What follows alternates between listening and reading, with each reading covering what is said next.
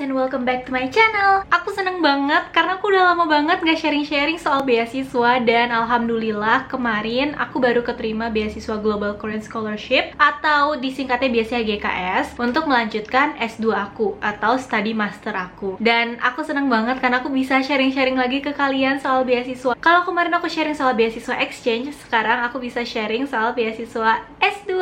Aku seneng banget. Nah, di video kali ini aku bakal ngejelasin baby step cara pendaftarannya dan juga persyaratannya apa aja, karena ternyata itu pertanyaan yang paling sering ditanyain sama kalian. Sebenarnya udah banyak juga yang buat video tentang ini, tapi kali ini aku bakal buatnya baby step, jadi lebih perlahan-lahan. Mungkin bisa ngebantu buat teman-teman yang bener-bener awam soal beasiswa atau teman-teman yang masih SMA dan mau daftar untuk beasiswa S1, kurang lebih caranya sama. Jadi semoga bisa membantu. Oke, aku mau disclaimer kalau sebelumnya di sini ada laptop, jadi aku nulis skrip dan aku melihat laptop aku, dan aku juga bakal menggunakan banyak HP aku karena aku bakal lihat ngejelasin kalian based on the guideline, dan aku bakal banyak ngeliat ke HP gitu. Oke, step yang pertama. Jadi step yang pertama adalah punya info yang detail dan juga resmi soal Global Korean Scholarship ini. Sebenarnya any kind of scholarship, kalian harus punya info yang resminya. Karena tiap tahun tuh guys, semua persyaratan tuh kurang lebih berubah tiap tahun. Nah, peraturan yang tervalid soal Global Korean Scholarship itu tiap tahunnya bakal dirilis di website Studi in Korea. Aku bakal leave linknya di bawah juga dan aku bakal tulisin di sini. Jadi di sana kalian bakal dapat pengumuman tiap tahunnya, tiap termnya soal pendaftaran Global Korean Scholarship ini.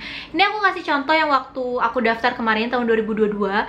Biasanya untuk graduate school atau S2 S3 mereka bakal ngeluarin announcement atau persyaratan dan juga cara daftarnya itu setiap pertengahan Februari. Tapi kalau misalnya untuk yang S1 itu sekitar bulan Oktober, if I'm not mistaken. Tapi kalian bisa semuanya cari di notice board ini, di website ini. Kalian bisa lihat sendiri. Nah, kalau misalnya NIID itu yang penyelenggara GKS sudah mengeluarkan notice dan juga guideline, kalian bisa download aja langsung. Nah, untuk guideline sendiri tuh bakal kayak gini. Ini tuh PDF gitu dan dia banyak. Terus nanti di notice-nya itu nggak cuman guideline-nya doang, tapi list-list universitas yang bisa kalian daftar dan juga jurusan yang bisa kalian daftar. Jadi guys, untuk daftar Global Korean Scholarship ini kalian juga harus lihat universitas dan jurusan yang boleh didaftar gitu, karena nggak semua jurusan dan nggak semua universitas bisa didaftar, tapi banyak banget kok. List universitas tuh banyak banget dan itu cover semua jurusan, jadi nggak usah takut untuk coba cek dulu. Oke, next step kedua, kalian harus tahu apa aja persyaratannya dan siapa yang boleh daftar. Jadi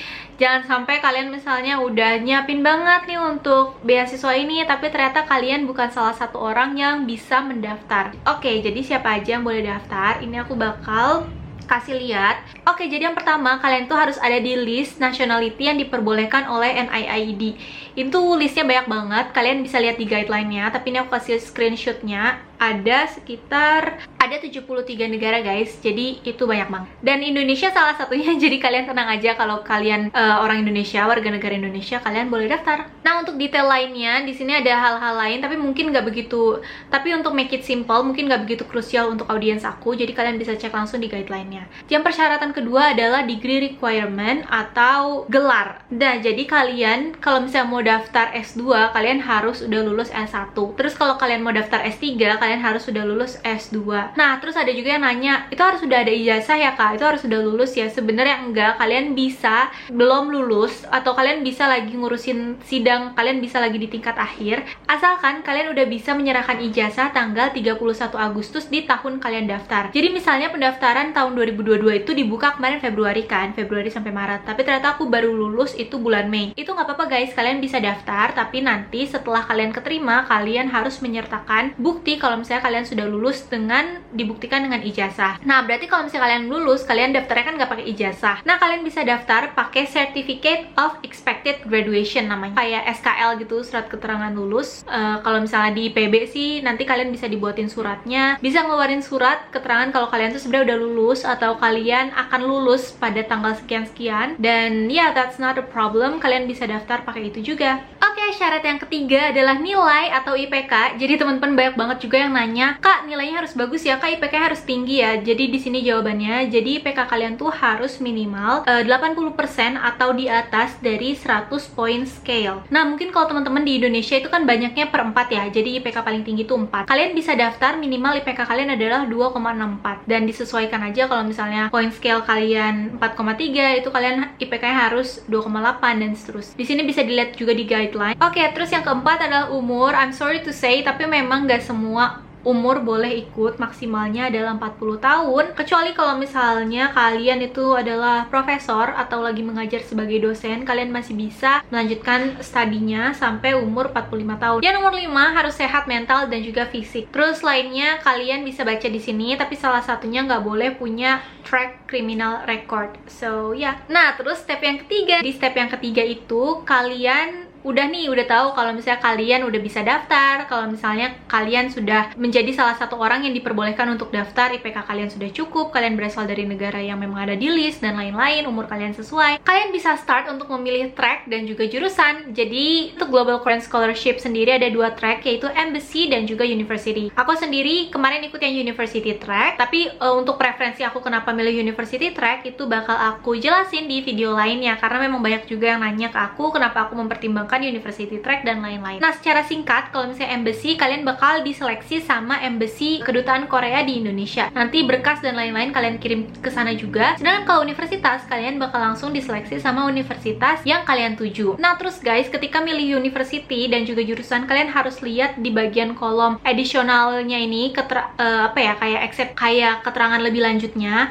apakah mereka membutuhkan syarat lainnya. Karena ada beberapa jurusan yang membutuhkan nilai topik 5 atau topik 6 atau topik 3 minimal kayak gitu. Itu topik itu adalah IELTS-nya bahasa Korea. Dan kalau misalnya kalian nggak punya yang mereka minta tapi kalian daftar ke jurusan tersebut, kan kayak sayang gitu, kalah sebelum bersaing hanya karena kalian salah lihat persyaratan. Terus ada juga jurusan yang memang membutuhkan acceptance letter dari profesor dari jurusan mereka. Kalian harus email dulu profesornya dan minta acceptance letter kayak gitu. Jadi ini juga jangan sampai salah, karena waktu itu ada yang salah, susah-susah daftar tapi ternyata nggak qualified karena dia nggak punya acceptance letter, padahal di jurusan lain tuh acceptance letter itu nggak dibutuhkan. Jadi kan kayak sayang, kamu bisa daftar jurusan lain atau mungkin universitas lain yang nggak membutuhkan acceptance letter itu, tapi kalian jadi gagal sebelum bersaing. Terus kalau misalnya kalian milih yang university track, kalian harus cek juga ke website universitas sendiri. Kalau universitinya udah ngeluarin guideline, lebih baik kalian lebih stick ke guideline university daripada guideline NIID kayak gitu. Karena biasanya nanti di sana ada kayak persyaratan-persyaratan yang lebih detail dan lain-lain yang khusus untuk universitas itu gitu. Oke, terus habis itu step keempat, siapin dokumen yang dibutuhkan. Jadi ini banyak banget guys untuk dokumen, aku bakal bacain aja. Oke, jadi dokumennya itu pertama dibagi jadi tiga kelompok. Yang pertama adalah dokumen yang harus kita isi sendiri, dan itu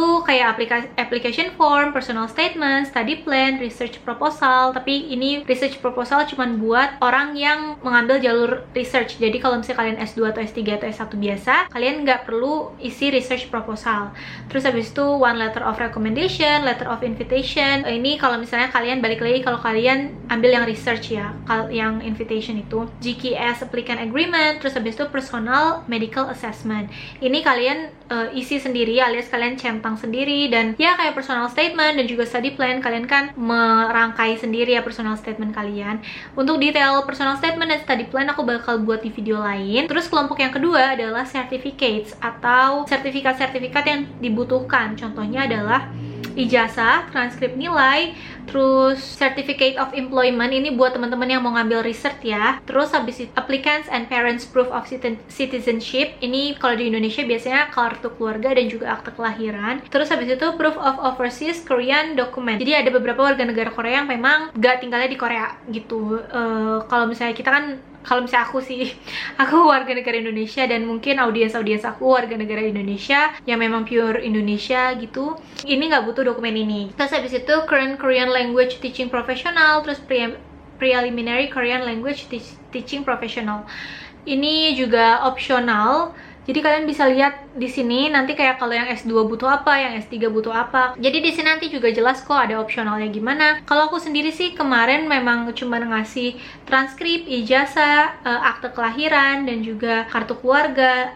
Udah, itu doang. Oh ya teman-teman, tapi semua dokumen yang required ini harus asli ya, jadi nggak boleh fotokopian doang. Jadi kalian harus apostil. Nah, untuk apostil ini aku saranin kalian untuk mulai sebulan atau 2 bulan sebelum pendaftaran dibuka, karena banyak banget deh masalahnya untuk apostil ini. Dokumen kalian bisa ditolak dan juga hal-hal lain yang tidak terduga, tapi aku bakal share di video lainnya. Jadi di video kali ini kita singkat aja. Yang ketiga adalah dokumen lainnya. Nah, jadi yang pertama, dokumen yang opsionalnya adalah skor bahasa atau skor topik dan juga skor IELTS. Ini opsional guys, jadi kalian nggak perlu punya IELTS, nggak perlu punya TOEFL, nggak perlu punya sertifikat topik. Sertifikat topik itu sertifikat bahasa Korea untuk daftar GKS ini. Jadi teman-teman juga kemarin banyak yang nanya, kah harus bisa bahasa Korea ya? Jawabannya enggak, karena ini opsional gitu. Kalian bisa menyertakan, bisa juga enggak. Tapi kalau misalnya kalian punya itu lebih bagus. Kalau misalnya kalian nggak punya juga nggak apa-apa, kalian masih bisa daftar. Terus habis itu published books and research paper. Ini kalian kalau misalnya udah pernah publikasi, mungkin teman-teman yang udah pernah S1, teman-teman yang udah pernah S2. Sebenarnya teman-teman kalau misalnya teman-teman S1 sebenarnya jarang sih yang punya jurnal publish paper, tapi kalau misalnya teman-teman punya bisa banget disertakan. Terus habis itu paspor, kopi paspor ini ya udah fotokopian doang, dia nggak wajib juga, cuman kalau misalnya ada bisa kalian sertakan. Nah, habis itu step kelima. Jadi step kelima ini hampir step akhir, yaitu kalau misalnya dokumen kalian sudah benar, kalian sudah isi sesuai guideline, kalian sudah baca baik-baik apa aja dokumennya, dan semua dokumen kalian udah rampung, udah selesai, kalian tinggal kirim deh. Jadi ngirimnya biasa aja pakai amplop gede gitu, amplop yang untuk A4 untuk ngelamar kerja bisa. Itu kalian kirim ke kantor pos. Kalau misalnya kalian embassy track, kalian kirim ke kedutaan besar Indonesia yang ada di Jakarta. Sedangkan kalau misalnya kalian university track, kalian kirim ke universitas yang bersangkutan. Nah, nanti di sini juga ada jelasnya kok. Makanya kalau misalnya kalian embassy track, kalian langsung lihat guideline-nya dari embassy. Terus kalau misalnya kalian university track, kalian juga langsung lihat guideline-nya dari university yang kalian tuju. Nanti ini mereka bakal ngasih detail penerimanya siapa, nomor teleponnya siapa, dan juga alamatnya di mana. Nah, untuk dokumen, kalau misalnya kalian itu embassy track, kalian butuh satu yang asli, satu yang diapostil, dan 3 fotokopian aja. Terus abis itu kalau misalnya kalian university track, kalian cuma butuh 1 yang asli, yang diapostil. Jadi kalian beda ya dokumen yang dia siapin kalau misalnya embassy track atau university track. Kalau aku sendiri pribadi kemarin pakai EMS, jadi pakai kantor pos Indonesia, aku kirim ke Korea. Itu cepet kok guys, cuman 5 hari udah sampai ke Korea, udah diterima sama koordinatornya. Aku kemarin ngirim sebulan sebelum penutupan, jadi ya udah aku nggak was-was sih untuk dokumennya sampai atau enggak, karena sebulan tuh waktu yang cukup. Terus habis itu yang keenam, kan kalian udah daftar nih, ya udah deh tinggal tunggu di kontak. Tapi untuk video ini segitu dulu guys, karena untuk sampai pendaftaran kan udah kayak tadi doang. Dan semangat teman-teman yang ngejar beasiswa, semoga bakal tercapai mimpinya suatu hari dan jangan nyerah. Nah teman-teman, sekian aja video dari aku soal cara daftar Global Korean Scholarship baby step. Semoga ngebantu, karena ini bener-bener simple, jelas, dan juga perlahan-lahan. Karena aku tahu sih teman-teman mungkin banyak banget yang bingung dari awal cara daftarnya tuh gimana sih, harus ngirim kemana, apakah harus lewat website apa, kayak gitu kan. Jadi kayak gitu caranya. Mungkin next video aku bakal ngasih tips and trick lainnya, karena ini kan masih sesuatu yang general, belum ada tips and trick lain-lain. So kalau misalnya teman-teman penasaran mau tahu apa, kalian bisa leave comment di bawah, kalian mau aku bahas apa, dan semoga aku rajin semoga aku rajin konten YouTube-nya. Oke guys, thank you for watching, bye bye.